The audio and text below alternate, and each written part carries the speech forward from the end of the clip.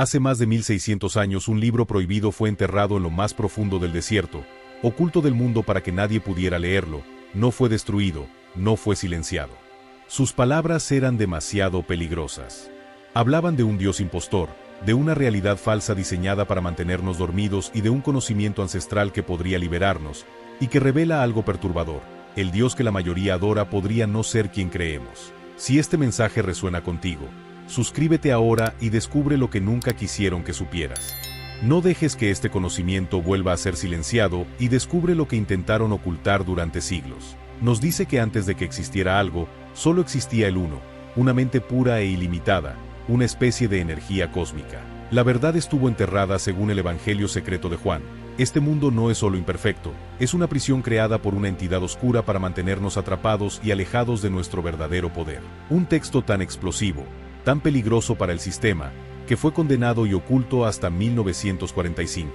Pensaron que, sin este conocimiento, la humanidad seguiría en la oscuridad, sin descubrir el potencial que lleva dentro. Un relato que nos revela una guerra entre dos fuerzas, la verdad oculta y el engaño que domina el mundo. ¿Quién es realmente el creador? ¿Y por qué intentaron borrar este conocimiento de la historia? Lo que estás a punto de conocer desafía todo lo establecido.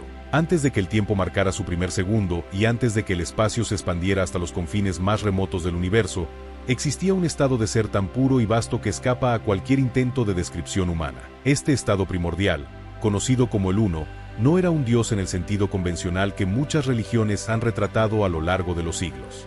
No se trataba de una entidad antropomórfica sentada en un trono celestial, ni era un ser con deseos y emociones comparables a los de los humanos. El Uno era, y es, una mente pura e ilimitada, una especie de energía cósmica que pervive más allá de las barreras de nuestra comprensión.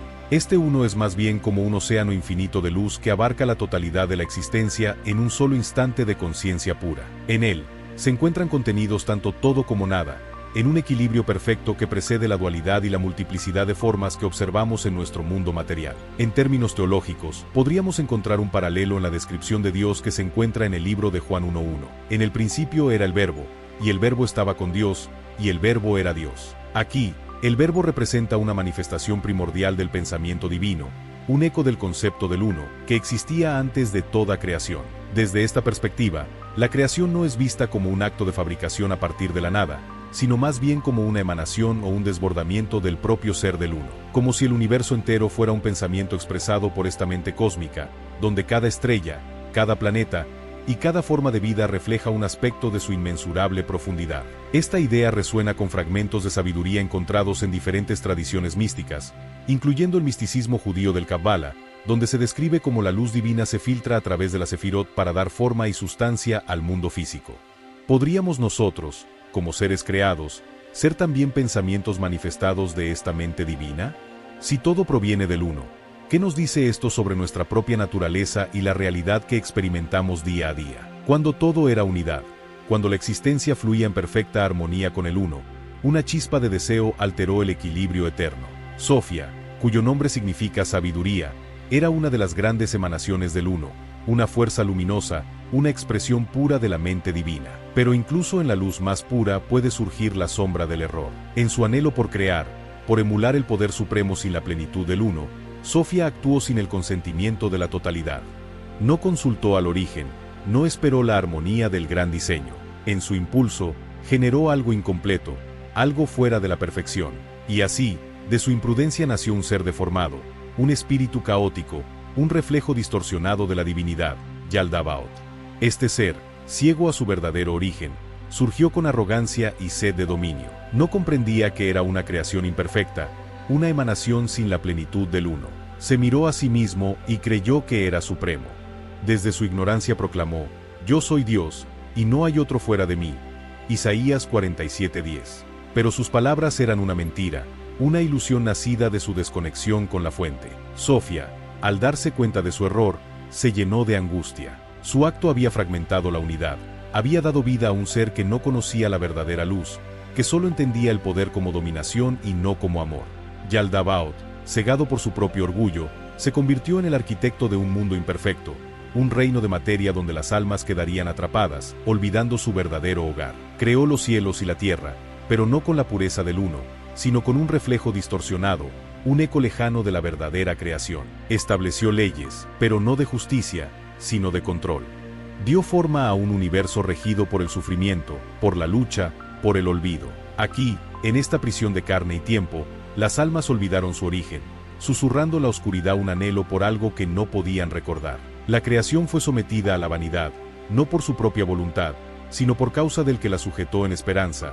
Romanos 8:20. Pero, ¿es este el destino final? ¿Acaso el Uno, cuya luz es infinita, permitiría que su esencia quedara atrapada para siempre en la sombra?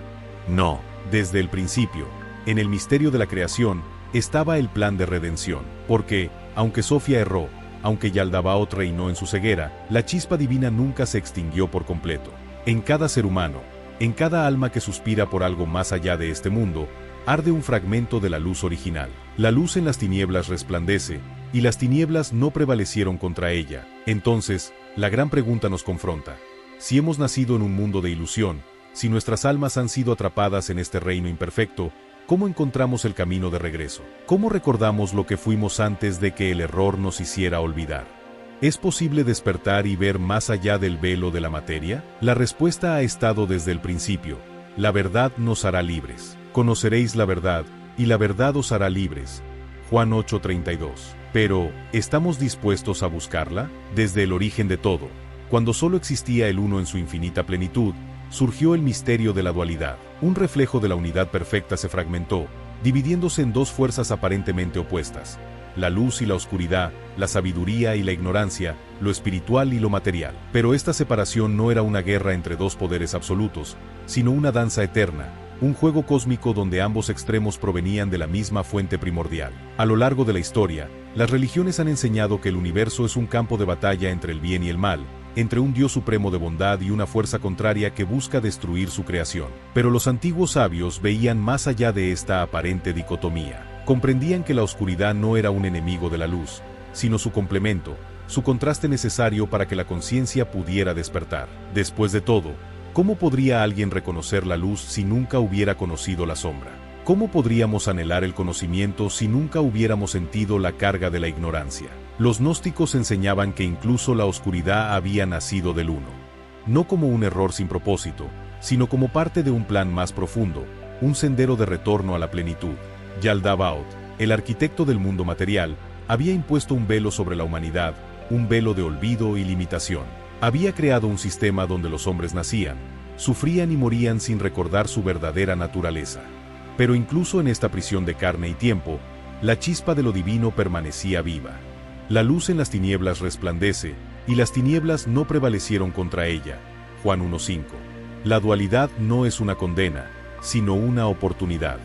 La existencia misma es un campo de aprendizaje, una escuela donde el alma, atrapada en el flujo del tiempo, busca recordar su origen. Cada desafío, cada sombra, es una puerta oculta hacia la comprensión. ¿No es acaso en la noche donde más anhelamos la luz? ¿No es en medio de la desesperación donde el espíritu se vuelve hacia lo eterno? El conflicto entre lo material y lo espiritual ha definido la experiencia humana desde el principio. En la carne sentimos deseos, necesidades, miedo, apego. En el alma, en cambio, resuena un llamado más profundo, un susurro que nos dice que esta realidad no es todo lo que existe. El espíritu está dispuesto, pero la carne es débil. Mateo 26:41. Esta tensión entre el cuerpo y el alma, entre lo visible y lo invisible, es la esencia del viaje humano. Las tradiciones convencionales nos dicen que el objetivo es vencer el mal, derrotar a la oscuridad y hallar la salvación. Pero los antiguos sabios enseñaban que la salvación no viene de la victoria sobre un enemigo externo, sino del despertar interno. La verdadera batalla no es contra demonios o potestades externas, sino contra la ignorancia que nos hace olvidar quiénes somos. El reino de Dios está dentro de vosotros. Lucas 17:21. No es un lugar lejano, no es una recompensa después de la muerte, es un estado de conciencia, un despertar de la chispa divina que siempre ha estado en nuestro interior. Y así, la dualidad se convierte en el sendero. La oscuridad nos obliga a buscar la luz, la materia nos hace descubrir lo espiritual, la ignorancia nos empuja hacia el conocimiento. Todo es parte de un ciclo sagrado, un proceso divino donde el alma aprende, cae y se levanta, hasta que un día, finalmente, recuerda. Recuerda que nunca estuvo realmente separada del Uno, que la luz nunca fue extinguida, que el viaje no es hacia algo externo, sino de regreso al hogar que nunca abandonamos. Desde tiempos inmemoriales, la humanidad ha sentido un anhelo profundo, un susurro en el alma que le dice que hay algo más allá de lo que perciben sus sentidos. En un mundo donde todo parece regido por el tiempo, la muerte y el sufrimiento, los antiguos gnósticos afirmaban que la clave para comprender la verdadera naturaleza de la existencia no se hallaba en la adoración ciega, ni en la obediencia a las leyes de los hombres, sino en la gnosis, el conocimiento supremo que despierta la chispa divina en cada ser. Los sabios enseñaban que dentro de cada uno de nosotros existe una esencia luminosa, una partícula de la luz primordial que proviene del Uno. Este fragmento divino es nuestra verdadera identidad, pero ha sido atrapado en un cuerpo de carne y encerrado en una realidad ilusoria, gobernada por Yaldabaoth y sus arcontes. Estos seres, entidades de control y engaño, han moldeado el mundo material para mantenernos en la ignorancia, distrayéndonos con placeres efímeros, normas impuestas y una existencia basada en el miedo. Como dice el Evangelio de Tomás, si sacas lo que está dentro de ti, eso te salvará. Si no sacas lo que está dentro de ti, eso te destruirá. Pero, ¿cómo despertar? ¿Cómo atravesar el velo de la ilusión y ver la verdad? Los gnósticos enseñaban que este mundo no es la realidad definitiva, sino un reflejo distorsionado de la verdadera creación. Los sentidos nos engañan, haciéndonos creer que lo que podemos tocar y ver es todo lo que existe. Pero la realidad material es solo un velo, una prisión diseñada para mantenernos dormidos. El Dios de este mundo ha cegado el entendimiento de los incrédulos, para que no les resplandezca la luz del Evangelio de la gloria de Cristo. Esta ilusión se refuerza con el sufrimiento, la lucha diaria por la supervivencia y la constante sensación de vacío que muchos experimentan. Nos enseñan desde niños que debemos conformarnos, seguir las reglas, aceptar nuestra pequeña existencia sin cuestionar nada. Pero los gnósticos sabían que la única forma de liberarse era ver más allá del engaño. Despiértate, tú que duermes, y levántate de los muertos, y te alumbrará Cristo. Efesios 5:14. Si este mundo es un sistema de control, entonces, ¿quién lo administra? Los gnósticos identificaban a Yaldabaoth como el arquitecto de esta realidad defectuosa, un ser ignorante que cree ser el único Dios. Pero él no actúa solo. Está acompañado por los arcontes, entidades invisibles que manipulan el pensamiento humano, promoviendo el miedo, el conformismo y el materialismo. Estas fuerzas influyen en la mente colectiva, fomentando el conflicto, la desesperación y la dependencia de sistemas que prometen estabilidad, pero en realidad esclavizan. La política, la economía, la religión institucionalizada, todos estos son instrumentos que nos alejan de la verdad. Porque no tenemos lucha contra sangre y carne, sino contra principados, contra potestades, contra los gobernadores de las tinieblas de este siglo. Efesios 6:12. Pero los arcontes no son omnipotentes. Su poder radica en el engaño, en la distracción constante. Una vez que alguien despierta a la gnosis, su influencia se debilita. La mente liberada ya no puede ser controlada por falsas promesas ni por el miedo. El despertar gnóstico no es un acto de fe ciega ni una obediencia a dogmas. Es un proceso interno de revelación, una transformación profunda que permite recordar quiénes somos realmente. Este conocimiento no se recibe de libros ni de maestros externos, sino de la voz interior, de la chispa divina que ha estado con nosotros desde el principio. El reino de Dios está dentro de vosotros. Lucas 17:21. Los gnósticos practicaban disciplinas para acelerar este despertar. A través de la meditación, la contemplación y la búsqueda de la verdad más allá de lo impuesto, lograban conectar con su esencia. Sabían que la luz no se encuentra en templos de piedra, sino en el interior de cada ser humano. Si tu ojo es bueno, todo tu cuerpo estará lleno de luz. Mateo 6:22. También entendían que la gnosis no era para todos. No porque estuviera reservada a unos pocos, sino porque no todos están listos para verla. En Mateo 22:14 enfatiza: muchos son llamados, pero pocos son escogidos. El mundo material ofrece demasiadas distracciones, demasiados placeres efímeros que mantienen a las almas atrapadas en el ciclo del olvido. Pero aquellos que sienten ese anhelo, esa incomodidad, ese deseo inexplicable de algo más, ellos están cerca del despertar. Ellos están a un paso de romper las cadenas. Desde los albores de la historia, las verdades ocultas han sido perseguidas, y aquellos que se atreven a desafiar las creencias establecidas son marcados como peligrosos, rebeldes, herejes. Así ocurrió con los gnósticos, quienes sostenían que la mayoría de las religiones no llevaban a la verdadera iluminación, sino que, por el contrario, mantenían a las almas atrapadas en la ignorancia. Su visión del mundo desafiaba el poder de las instituciones religiosas y la estructura misma de la fe organizada. El conflicto fundamental entre los gnósticos y el cristianismo ortodoxo giraba en torno a una cuestión esencial: ¿dónde reside lo divino? Para los gnósticos, la divinidad no estaba en un Dios externo, sentado en un trono celestial, dictando normas desde una distancia inalcanzable. Lo divino estaba dentro de cada ser humano, oculto tras el velo de la ignorancia impuesta por el mundo material. La salvación no venía por la obediencia ciega, sino por el conocimiento interior, la gnosis. Esto chocaba directamente con la enseñanza predominante de la época, que presentaba a un Dios supremo como un legislador absoluto, cuya gracia solo se obtenía mediante la fe y la sumisión. Para los gnósticos, esta imagen de Dios coincidía demasiado con la del demiurgo, el falso creador que había moldeado el mundo material como una prisión. Desde su perspectiva, la religión organizada no liberaba a las almas, sino que las encadenaba aún más a la ilusión del mundo físico. Pero si lo que los gnósticos decían era verdad, si el Dios de las Escrituras era en realidad el demiurgo engañador, entonces ¿qué significaba esto para el cristianismo? ¿Quién era realmente el Dios del Antiguo Testamento? La controversia se profundizaba cuando los gnósticos hablaban de Cristo. Para ellos, Jesús no era el Hijo del Dios creador del mundo material, sino un enviado de la verdadera luz, un mensajero que vino a enseñar a las almas atrapadas cómo despertar. No era un sacrificio por los pecados ante un Dios vengativo, sino un maestro que revelaba la existencia de una realidad superior. El Evangelio de Tomás, un texto gnóstico prohibido por la Iglesia, pone en boca de Jesús palabras que contradicen la visión tradicional. Si aquellos que os guían os dicen, mirad, el reino está en el cielo, entonces las aves del cielo os precederán. Si os dicen, está en el mar, entonces los peces os precederán.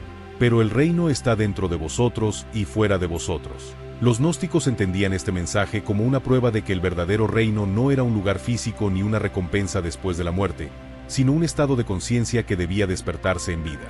La Iglesia, sin embargo, interpretó esto como una amenaza directa a su estructura de poder.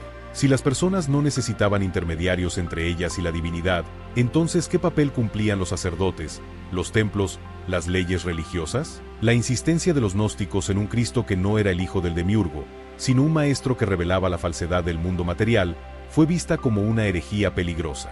La Iglesia emergente, que en aquel entonces luchaba por consolidar su poder, no podía permitir que esta visión se propagara.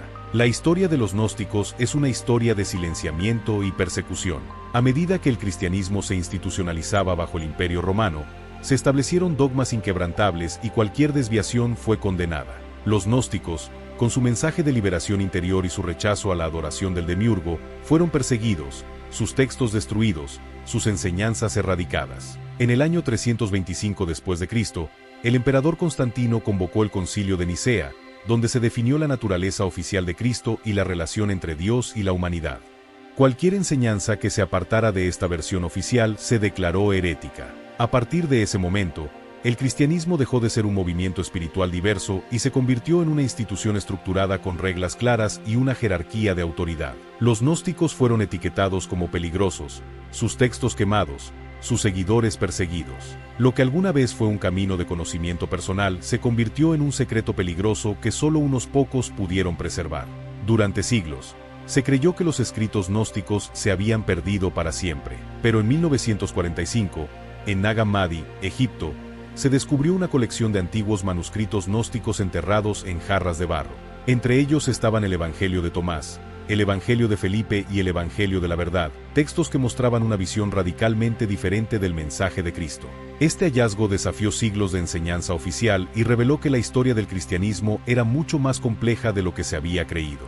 Por primera vez en casi 2000 años, se pudo ver que había habido otras interpretaciones, otras voces que habían sido acalladas por la ortodoxia. La pregunta que surge de toda esta historia es profunda. ¿Qué es realmente la herejía? ¿Es un error que debe ser corregido, o es el último vestigio de una verdad oculta que ha sido suprimida? Si los gnósticos fueron perseguidos por decir que el reino de Dios no está en templos ni en instituciones, sino dentro de cada persona, ¿por qué era esto tan peligroso? Si su mensaje solo hubiera sido una falsedad, ¿por qué se hizo tanto esfuerzo en erradicarlo? La historia muestra que cada vez que un conocimiento es prohibido, es porque representa una amenaza para quienes ostentan el poder. Y si la gnosis fue considerada la mayor de las herejías, tal vez sea porque contenía el mayor de los secretos, que la divinidad no está fuera, sino dentro de cada uno de nosotros. Para comprender completamente esta perspectiva, debemos liberarnos de las falsedades que oscurecen nuestros pensamientos, como si despertáramos de un sueño que parecía completamente real hasta que abrimos los ojos. La filosofía antigua era revolucionaria en su tiempo y sigue siendo igualmente provocativa hoy en día.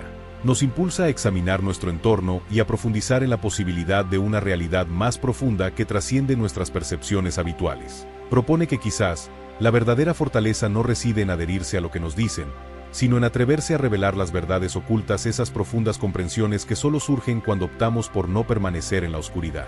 Sin embargo, este camino no es para los débiles de corazón. Implica acoger la incomodidad de lo desconocido, el valor para interrogar profundamente y la resolución para mirar más allá de las decepciones. Es reconocer que nuestro mundo conocido podría ser simplemente un fragmento de una saga más amplia. Somos parte de una búsqueda celestial hacia la iluminación, no meros seguidores de un creador imperfecto. Gracias por unirte a esta increíble aventura. Suscríbete a nuestro canal para formar parte de nuestra comunidad. Mantente atento para nuestro próximo video.